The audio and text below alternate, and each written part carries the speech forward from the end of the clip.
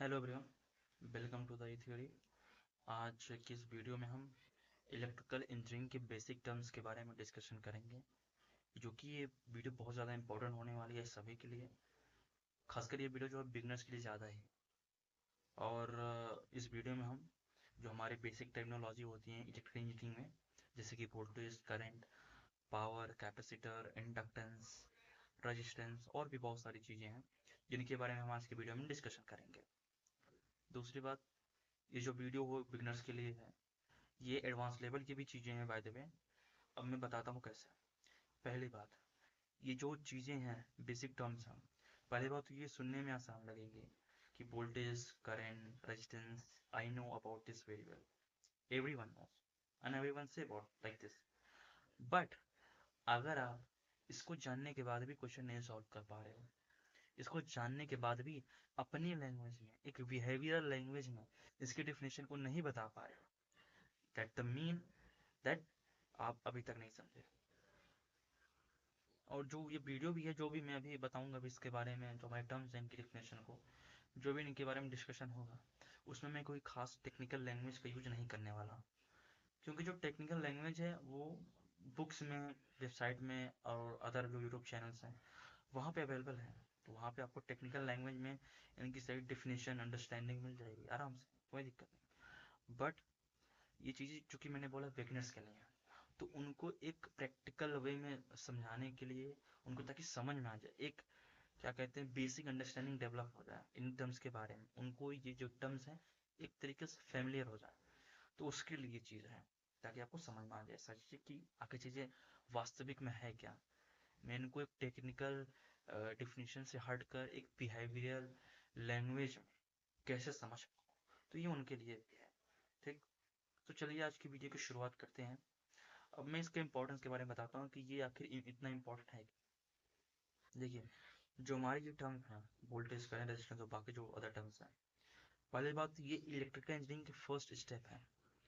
अभी इसके जर्नी में जितना भी हम आगे चलेंगे वो सारी चीज़ें एडवांस लेवल बढ़ती चली जाएंगी। पहली बात तो हम सभी जानते हैं कि जो हमारा इलेक्ट्रिकल इंजीनियरिंग होता है ये इमेजिनेशन के ऊपर डिपेंड होता है ज़्यादा। अब इसको जितना एक्यूरेटली, प्रॉपरली एक इमेजिनेशन डेवलप करेंगे अपने इस टॉपिक के ऊपर, इस डेफिनेशन के ऊपर, उतनी ही ज़्यादा ये अब आपके अंदर इम्प्रूवमेंट लाएंगी, एनहेंसमेंट लाएंगी क्वेश्चन को सॉल्व करने के लिए। आप उतनी भी अच्छे तरीके से क्वेश्चन को सॉल्व कर पाएंगे, क्योंकि imagination power is most strong than other. ये आपकी इमेजिनेशन के ऊपर भी डिपेंड करेगा। दूसरी बात मैं इसमें और जोड़ना चाहूँगा, ये जो हमारा बेसिक टर्म्स, ये हमारे बिल्डिंग ब्लॉक्स होते हैं इलेक्ट्रिकल इंजीनियरिंग के। क्योंकि आप देखेंगे कि इलेक्ट्रिकल इंजीनियरिंग की कोई कोई भी डिफिनेशन हो, कोई भी थियरी हो, कोई भी क्वेश्चन हो, न्यूमेरिकल हो, फॉर्मूले हो, बिना इन बेसिक टर्म्स के वो चीज़ें नहीं है। तो यहाँ पे सीधी बात है कि बिना इसको समझे एक टेक्निकल वर्ड में भी और बिहेवियर लैंग्वेज में भी एंड प्रैक्टिकल वे में भी, बिना इसको जाने समझे हम ज़्यादा दूर तक आगे नहीं जा पाएंगे। में भी वो चीज़ें आसान हो, कुछ चीज़ें आसान होंगी, बट जब जो है चीज़ें हार्ड आ जाएंगी उसमें समझ में बिल्कुल नहीं आने वाला है। रट्टा मार के वैसे भी कोई आगे नहीं जाने वाला है। ये तो सभी को पता है। इसीलिए इस वीडियो को पूरा देखिए, बहुत ज़्यादा इंपॉर्टेंट वीडियो है। इसमें और वैसे भी इसमें टेक्निकल वर्ड इसमें मैं इंक्लूड नहीं करने वाला हूँ, एक प्रैक्टिकल बिहेवियरल लैंग्वेज ही ऐड होगा। Okay, now let's start it. तो जो आज का वीडियो है, जिसमें हमने कहा वोल्टेज होगा, पावर होगा, करंट होगा, रेजिस्टेंस और बाकी सारी चीज़ें हैं, उसमें सारी चीज़ें इंक्लूड रहेंगी। तो जो हमारा पहला टर्म है वो है हमारा वोल्टेज। वोल्टेज क्या है, हमने इसका टेक्निकल लैंग्वेज देखा है, आई मीन टेक्निकल डिफिनेशन देखा है, जो हमारे बुक्स, नोटबुक्स, जो हमारे टीचर ने हमें बताया है, जो हमने वेबसाइट में पढ़ा है, वो हम सभी को पता है वोल्टेज क्या है, और बाकी जो टर्म्स है उनके बारे में भी। बट इधर मैं बिहेवियर लैंग्वेज में बताऊंगा जो हमारा वोल्टेज क्या है। So voltage is a force behind the electricity. हमारा जो वोल्टेज होता है वो एक तरीके का फोर्स होता है। देखिए, हमारा जो फिजिक्स में होता है, हम फोर्स को जानते हैं, एफ से डिनोट करते हैं। ओके, फोर्स को हमें पता है फोर्स क्या होता है, न्यूटन उसकी यूनिट होती है। जो हमारा इलेक्ट्रिकल में फोर्स होता है वो होता है वोल्टेज। इसको ऐसे समझिए, हमारा जो इलेक्ट्रिकल का फोर्स है वो हमारा वोल्टेज है। वोल्टेज क्या करता है, वो फोर्स्ड करता है। किसको फोर्स्ड करता है, वो हमारे करंट को फोर्स्ड करता है। हमारा करंट है क्या, वो करंट हमारे इलेक्ट्रॉन्स होता है। यानी कि हमारा वोल्टेज करंट को फोर्स करता है, करंट्स को आई मीन सॉरी इलेक्ट्रॉन्स को प्रेशराइज करता है, ताकि वो आगे की तरफ, आगे की डायरेक्शन में मूव कर सके। That is the voltage. और इसका जो यूनिट होता है वो वोल्ट होता है। ठीक, अब इसके बारे में और भी बताएंगे आगे। अभी अगले टर्म क्या आता है, current. Now what is current, current क्या है हमारा, सो करंट हमारा है flow of charge, flow of electrons, that is the current. I mean in technical words if we see, तो करंट हमारा क्या होता है कि flow of electron in one direction, that is the currents. एक proper direction में अगर हमारा इलेक्ट्रॉन्स मूव हो रहा है, दैट इज करंट।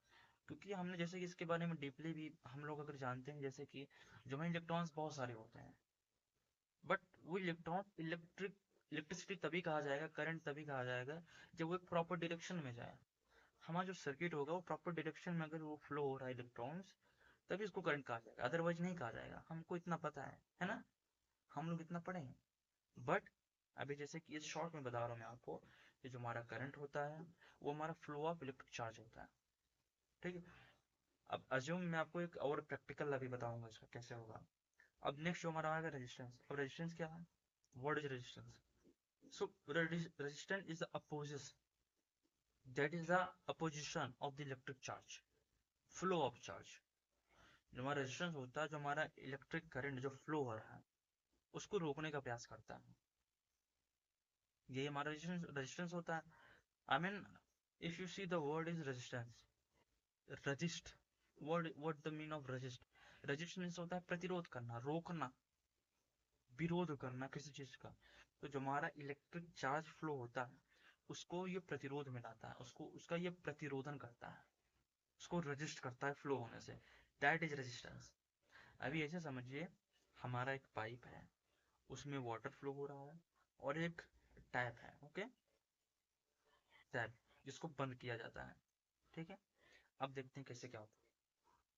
हमारा जो वाटर है वो फ्लो हो रहा है, ठीक है, तो वो एक प्रेशर में फ्लो होगा, आगे की तरफ आ रहा है, यानी एक प्रेशर, उस पे पीछे की तरफ प्रेशर लग रहा है।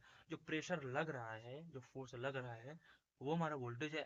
और जो वाटर फ्लो हो रहा है वो हमारा करंट है। और जो वो टैप है, आई मीन आप इसे समझ लीजिए कि पाइप इतनी मोटी है, कुछ देर के बाद पाइप की मोटाई कम होगी, इतनी मोटी हो जाएगी। ठीक है, पीछे से प्रेशर आ रहा है, वो हमारा वोल्टेज है, वाटर फ्लो हो रहा है, वो हमारा करंट है।